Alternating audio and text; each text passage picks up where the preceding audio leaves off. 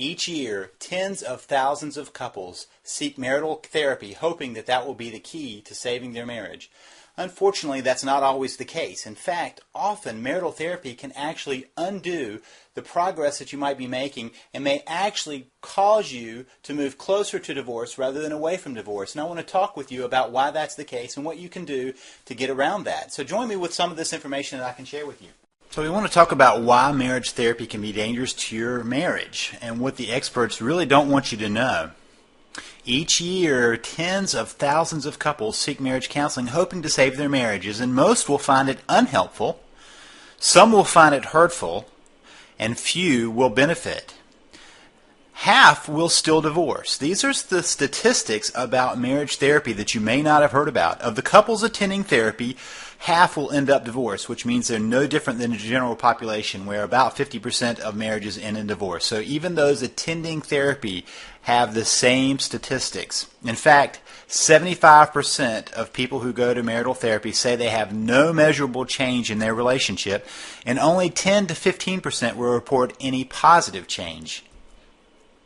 Imagine a doctor saying to you that you need this procedure and there are some risks. There is a 50% probability that you will die. If you survive, there is a 10 to 15% chance that your condition will improve. And I would ask you, would you sign up for that? I would not. Here's the problem. This is why this is the issue. Most marriage therapists are actually trained in individual therapy models. They say they're marriage therapists, but they've actually been trained in all their training as individual therapists. And the reason that is a problem is because their goal is the happiness and the life satisfaction of the individual, not of the marriage. Many don't even have any training in marital therapy. It just happened that they had some couples who came to see them and they marketed themselves as marital therapists. There's no requirement for someone who says they're a marriage therapist to actually have training in marital therapy. And most want to be helpful, but they don't know how. This is not that they're out to be malicious, they just don't know what to do. Now, those that are trained in marital therapy work from the standpoint that the problem is communication. This is an age-old part of training as marital therapists. It's about communication because we're still working kind of from an individual model. Now we've added another person, so the issue must be about the communication between the two. Few couples really have communication as the root issue. Very few couples have that as the real issue. And learning communication skills, in my opinion, only makes you better at fighting. It just makes you more effective in your communication and unfortunately, in your arguing. Now, that doesn't mean that there's nothing that can be done. There are some good therapists out there. There are some good marital therapists out there. And here's a quick assessment for you.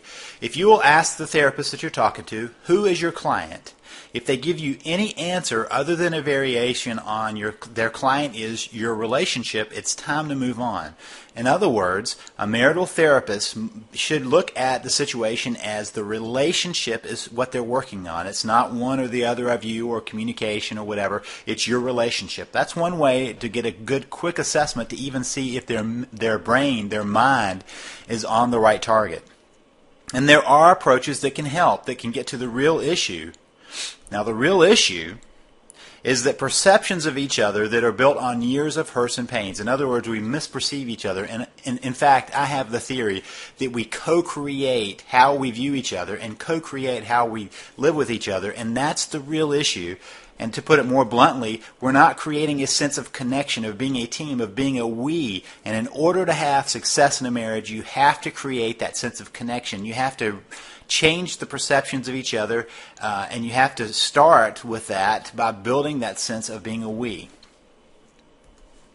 And there are alternatives, and there are alternatives that don't make your spouse defensive and resistant. I've had people say, oh, my spouse won't go to therapy, and so it's all lost. And sometimes I think the real problem is trying to get a spouse who doesn't want to go to therapy dragged in a therapy office because they become defensive and they become resistant and they really dig their heels in and they don't make any change. And there are alternatives that do make lasting changes to your relationship, not just cosmetic changes that sometimes happen when we're in the midst of a panic, but real, honest-to-goodness changes to your relationship. And these are alternatives that can save your marriage. If you're interested in this, I want you to do right now is just keep reading. Keep reading the material that's below so that you can understand ways that you can save your marriage, and you can save your marriage starting right now.